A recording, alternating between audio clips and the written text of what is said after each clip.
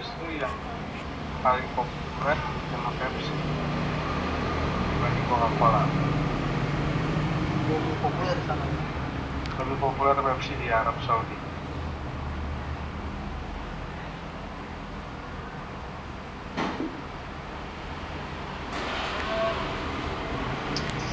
Karena memang di Indonesia mungkin lebih familiar atau lebih dekat dengan rasa vanila dan kismis.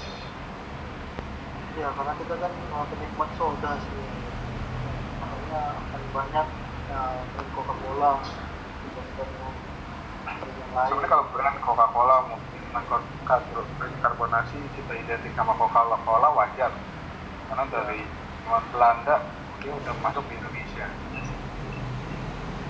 Mungkin di era-era itu, era kemerdekaan, Coca-Cola masuk kategori minuman mewah karena kemasan yang bagus. Coca-Cola ini kan juga masuk ke ini kayak MD, KFC, berarti sama juga. Nah itu dia yang tadi dimaksud dengan strategi kartel kontrak.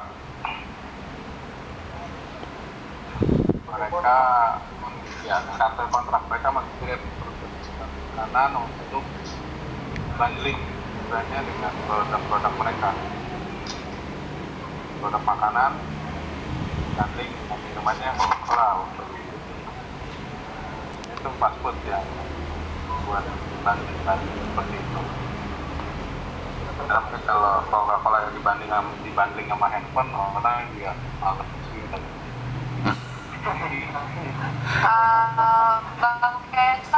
Bang Kesar, Ya. nanya dong.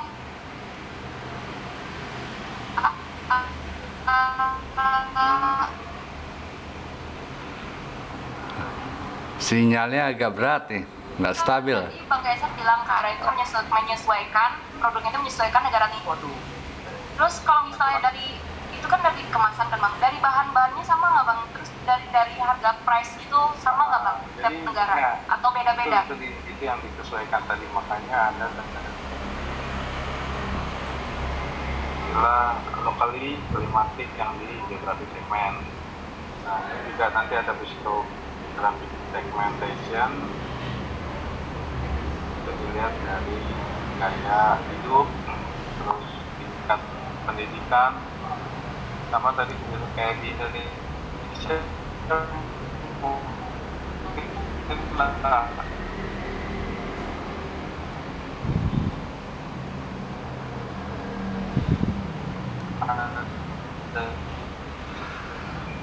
cenderung rasa Negara vanilla ya, kan kayak lokalisasi kebiasaan makan ya, kayak lokalisasi gitu kan. ya. Atau terus kalau misal dari bahannya tuh apa, maksudnya yang saya tanya tuh kayak dari segi harga itu sama nggak? Kalau di Eropa kan dengan harga kayak gitu. Maka Coca-Cola minuman paling murah di dunia kali, karena mungkin harganya di sana, kalau di sana 1 euro aja, di sini udah 21.000 sekian.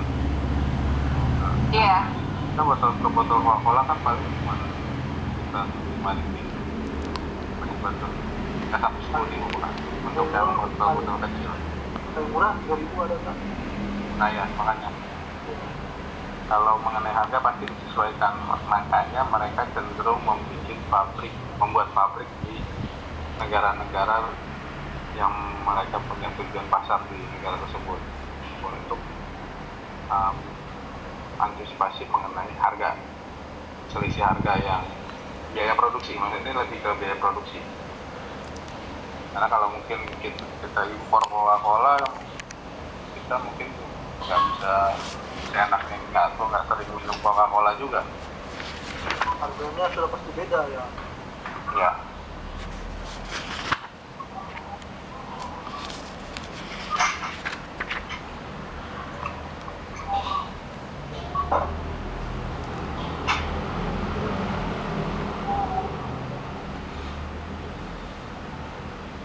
Ada lagi ditanya Fit. Kemudian ada lagi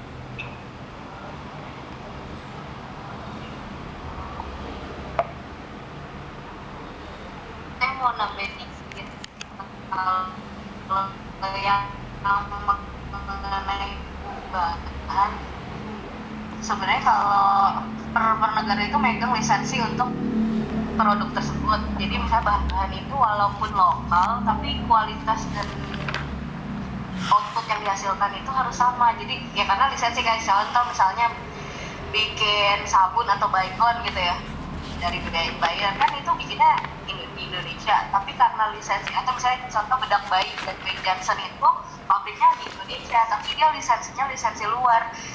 Jadi produk yang dihasilkan antar negara walaupun produksinya secara lokal pasti akan sama kualitas sama output produknya, bisa dibandingin tiap negara gitu.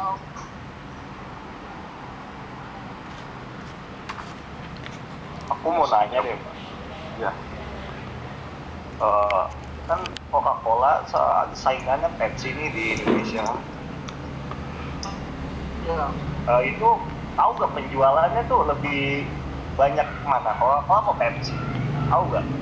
Kalau sekarang Untuk sekarang nggak ada yang bisa. Kadang tanya aja ya. Untuk sekarang nggak bisa dijawab karena Pepsi udah keluar dari Indonesia per tahun. Iya, Pepsi. Dan Pepsi ya juga. Kalau nggak salah Coca-Cola itunya MCD Coca-Cola ya? MCD ya? yang Coca-Cola, tadinya Pepsi juga Coca-Cola. Pepsi itu sama KFC. Pepsi. Iya. Sekarang udah balik ke Coca-Cola. Iya. Tapi kalau misalnya mau secara kasar gitu, kita bisa ngeliat sih penjualan pasti akan lebih tinggi Coca-Cola karena pas kita tadi menelisik produk brand turunannya Coca-Cola, ternyata AW aja jadi Coca-Cola Company. Jadi kan secara persaingan brand sebenarnya memang penjualannya pasti lebih tinggi.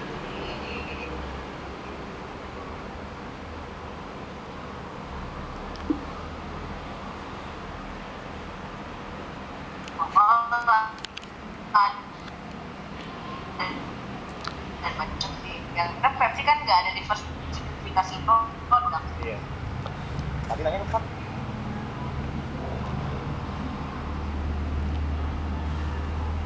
Gue nambahin nih ya, yang tadi dari Bang Rizal. Kenapa Pepsi sama Coca-Cola jadi perbandingan Pepsi sama Coca-Cola? Kenapa Pepsi bisa kalah daripada Coca-Cola? Karena pertama Pepsi itu sama Coca-Cola pasti rasanya ada beda ya. Kedua karena dominan di Coca-Colanya. Dari menurut saya yang sudah lama sih nyoba Pepsi itu rasanya ada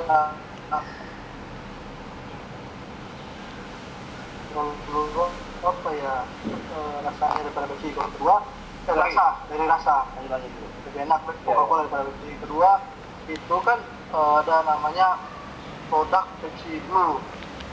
Nah Pepsi Blue itu pas kita coba beda, rasanya beda, enak. Kemudian lidah kita ada warna birunya. Asumsi kita lidah kita warna biru. Jadi asumsinya wah ini Pepsi ini kurang enak ini. Pasti Berbahaya gitu, meninggalkan tapi sorry sih kalau balik lagi ke pribadi masing-masing kan, namanya selera tes kan beda-beda sih bang. Iya. Ini yang beda-beda kan. Iya. Nah, kita juga. Ini menurut dari saya gitu kan. Iya. Sama. Lebih suka Coca-Cola sih daripada Pepsi karena Iya. Pepsi itu sampai dibikin filmnya loh. Pepsi Man, tau nggak? itu game PS itu. Iya. Itu benar. Itu bagian dari promosi. Itu bagian dari strategi promosi masing-masing. Strategi kan, iya. Justru dari itu kan berarti ibaratnya dia terkenal kan bang di luar lebih. Kita tuh bisa kenal lah, ya kan? Betul nggak? Betul. Makanya tadi saya bilang kan, kalau di Arab Saudi itu justru lebih populer Pepsi. Coca-Cola mungkin kita akan jarang nemuin di sana. Iya, Pepsi. Orang lebih banyak Pepsi kan. Dari tadi komparasi kompetitor kan kita bisa lihat juga. Nah, kita bisa sebagai konsumen kita bisa tentukan minuman seperti apa yang kita inginkan. Tadi Ya. sorry keluar, tadi keluar. Iya.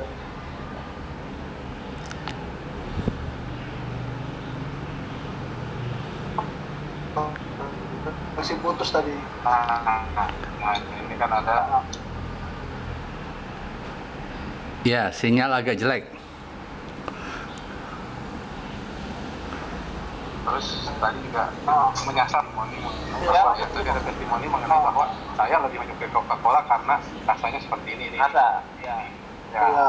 jadi ini kan nunjukin bahwa Coca-Cola berhasil jadi leader di pasar minuman karbonasi di Indonesia dengan Iya. kemampuannya menciptakan minuman berkarbonasi yang disesuaikan dengan selera orang Indonesia. Ya.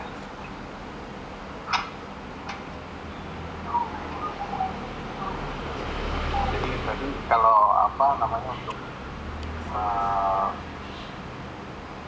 keunggulan kompetitif ya, tadi keistimewaan atau perbedaan produk, dia sudah bisa melakukan pembeda produk dari produk-produk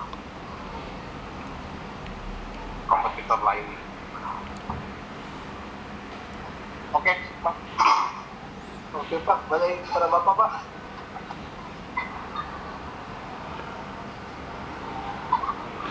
Baik. Terima kasih.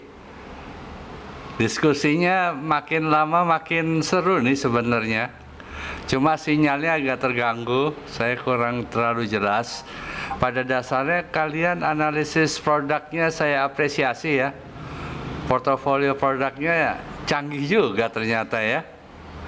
Mengcover semua teori yang saya jelaskan di depan tadi.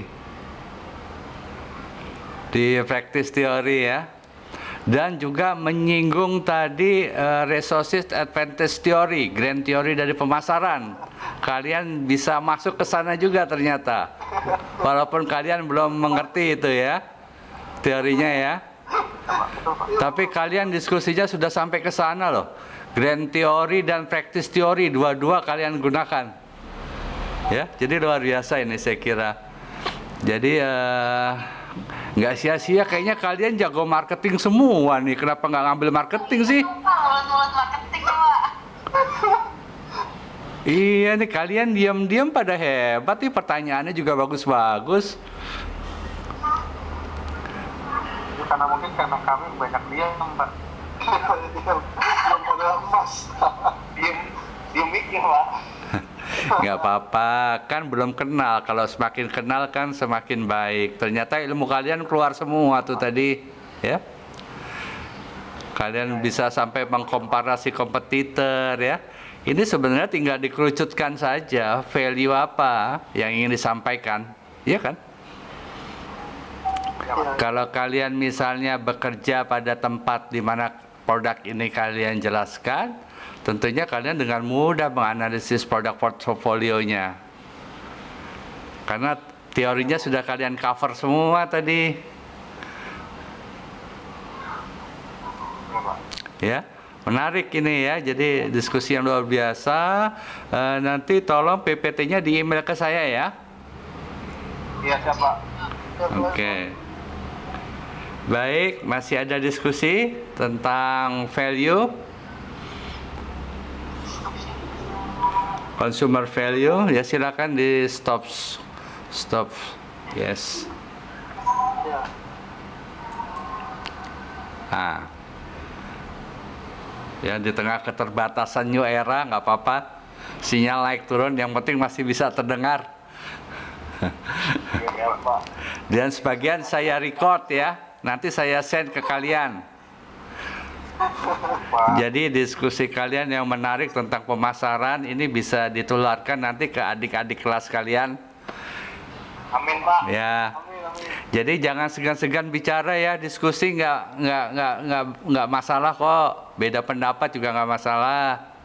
Kan kita semakin kaya dapat informasi ya. Jadi kita terima pendapat-pendapat ini. Pak Caesar diam-diam juga nih ahli produk portofolio nih, jangan-jangan nih. Mantap sekali nih analisisnya ya. Silakan dikembangkan. kemampuan kalian masing-masing ya. Memang inti dari pembelajaran pemasaran adalah mendeliver value. Hanya saja teori organisasinya banyak sekali, teori pemasarannya banyak sekali. Nah, di grand teori pemasaran, di pilar teori pemasaran ada 3, gitu ya. Tapi middle range-nya banyak, practice teorinya banyak, gitu ya. Depend on perusahaan di mana kalian bekerja misalnya. Kan sangat unik ya, nggak bisa digeneralisasi. Walaupun teorinya lengkap, nggak mungkin semua bisa diambil. Tapi ambillah sesuai dengan priority. Karena perusahaan tadi apa? Kalian sudah bagus menyajikan visi misi kan? Dari visi misi keluarlah strategik. Baru implementasi bisnis, baru bisnis plan-nya dan seterusnya gitu ya. Dan kalian satu lagi nilai lebihnya adalah membahas marketing internasional loh. Gila betul. Luar biasa.